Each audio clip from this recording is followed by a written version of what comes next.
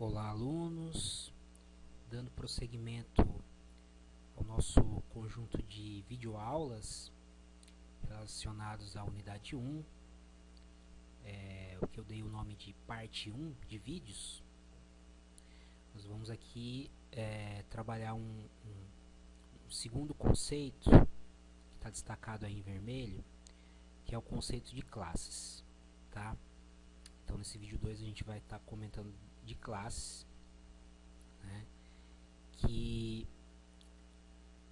um conceito, uma forma de você identificar uma classe, de você falar que a classe, o que é uma classe, nós gostamos de falar muito que ela é uma espécie de molde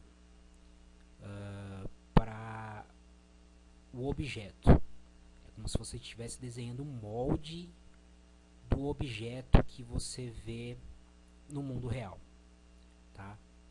Então, vamos tentar entender o texto aqui. Quando identificamos características e operações similares em objetos distintos, estamos realizando sua classificação, ou seja, identificando classes. Uma classe é a representação de um conjunto de objetos que compartilham a mesma estrutura de atributos, operações e relacionamentos dentro de um mesmo contexto, semântica. Assim, uma classe especifica a estrutura de um objeto sem informar quais serão seus valores. Em contrapartida, um objeto corresponde à ocorrência, que é a instância, de uma classe num determinado momento. Bom, aqui ele fala um outro enfoque do que vem a ser a classe, que é você ter no mundo real, sejam objetos concretos, por exemplo, uma árvore, um automóvel, uma pessoa, né? Ou coisas abstratas como um objeto, como um botão em um sistema, eles têm, para que você possa identificar vários objetos similares, para identificá-los como sendo da mesma categoria, digamos assim, de objetos, você utiliza do conceito de classes. Então a classe ele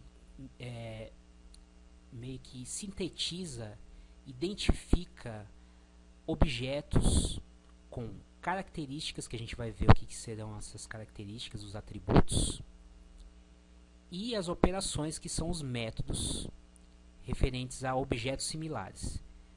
Então são várias ocorrências de objetos, de 1 a n objetos.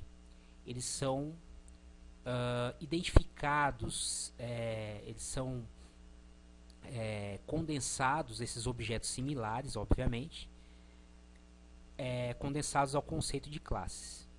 Então, vocês vão ouvir falar muito nesses conceitos aqui, sobretudo a questão da instância de uma classe. Ela é importante para você entender que são as várias ocorrências de uma classe. Então, ele mostra aqui o que vem a ser uma classe. Esse aqui esse desenho desse retângulo ou quadrado, ele mostra uma classe. Nós vamos conversar um pouquinho mais a respeito dessa denotação, desse desenho.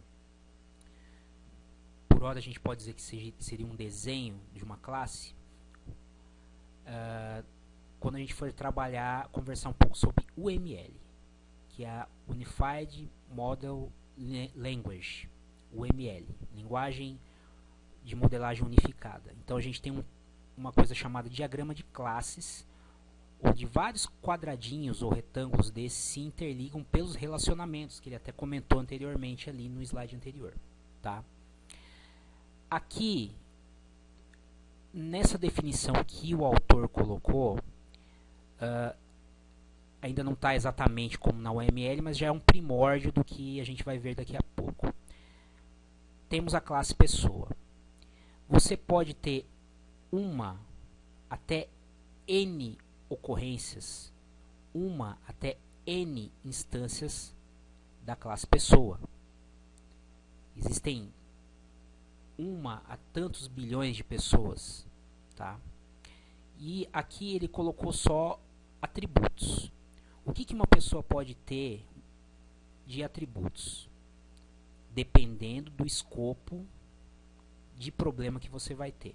Aqui não tem exatamente o escopo, mas a gente presume que ele colocou essa questão de pessoa de forma genérica, mas você poderia ter a pessoa dentro de um sistema contábil, ou a pessoa dentro de um sistema biológico, de um sistema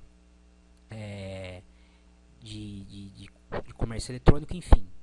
Ele identificou algumas características, que são característica ou atributo nome, o atributo sexo ou gênero, o atributo ou característica data de nascimento e o atributo estado civil.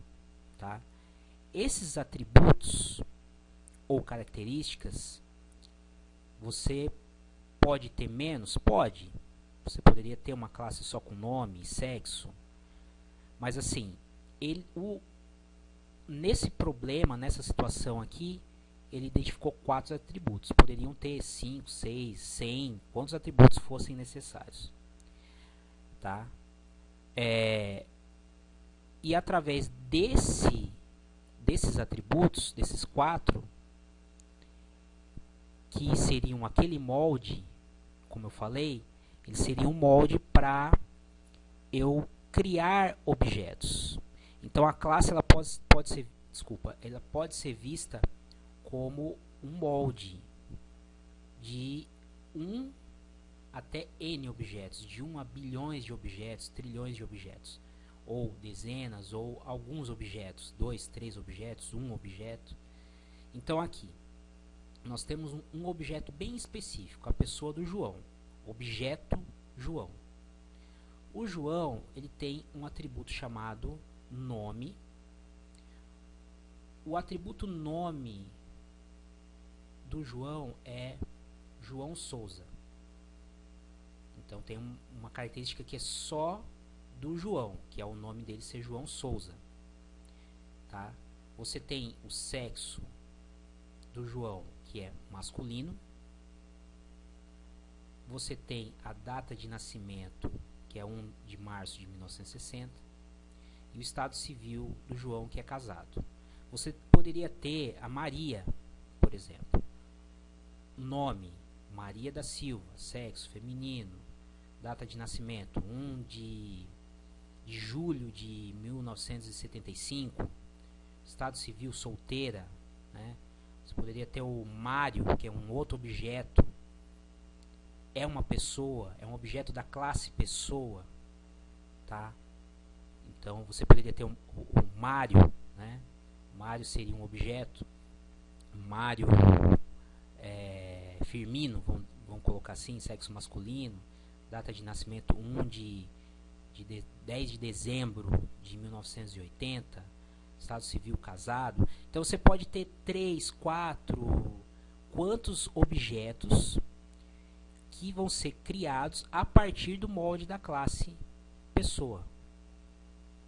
Então a classe pessoa ela é um molde, é como se fosse uma planta baixa, um desenho do que vem a ser dentro de um escopo de problema, né?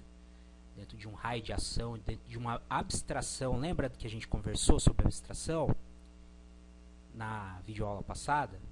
Então, onde a gente tinha o analista abstraindo do mundo real e moldando o seu conjunto de classes, sua resposta para problemas. Então, a classe ela é esse molde para que a gente possa criar os objetos. Aqui a gente tem o exemplo da classe pessoa. E ela tem 4 atributos. Esses 4 atributos geraram o objeto João. Tá? Tudo bem?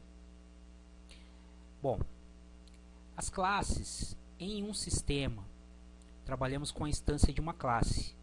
Ou seja, os objetos criados a partir desta classe. Então, que nem eu estava falando, você tem o objeto João, o objeto Maria, o objeto Mário, o objeto Pedro, né, que são instâncias. Cada um desses nomes que eu falei, o João, o Pedro, o Mário, a Maria, cada um deles é uma instância da classe desenhada, moldada com as características que são incomuns que estão em comum nesses objetos, ou seja, os atributos e algumas ações, que ali a gente não colocou as ações, mas estariam também algumas ações vinculadas se a gente tivesse colocado ali. Tá? Mais para frente vocês vão ver algo mais detalhado, mais trabalhado, para vocês entenderem essa questão dos métodos. Bom, os dados são carregados nas instâncias, que são os atributos, né? Quando ele fala os dados, seria em caso de atributos. Para exemplificar, pense num formulário de inscrição. A secretária de uma empresa cuidadosamente desenha esse formulário para ser preenchido pelos clientes, criando uma matriz. Todavia, o que lhes é entregue é uma xerox dessa matriz e não a original. O mesmo acontece com as classes e objetos. As classes funcionam como matrizes. Os objetos, suas instâncias, é que possuem vida própria. Sendo assim, temos, por exemplo, essa situação aqui. Tá? Então, na verdade, assim, o objeto é como se fosse, como ele está falando aqui, o objeto ele é uma xerox da matriz que ela está comentando aqui do formulário. Tá? Então, cada um, existe um formulário padrão para inscrição. Aí o João vai escrever um formulário em cima de uma xerox da matriz. A Maria um outro formulário em cima da xerox da matriz. Então, cada objeto que eles forem preencher é um objeto baseado no formulário matriz, que é a classe. Tá? Então, temos esse exemplo aqui. Aqui não é um diagrama de classe. Tá? Isso aqui é só para dizer que existem identificadas 3 classes em algum problema: uma classe funcionário, uma classe empresa, uma classe veículo.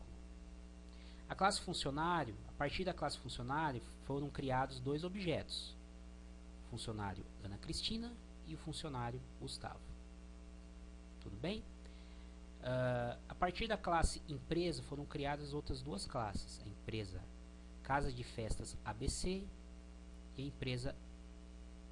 empresa Softwares Limitada.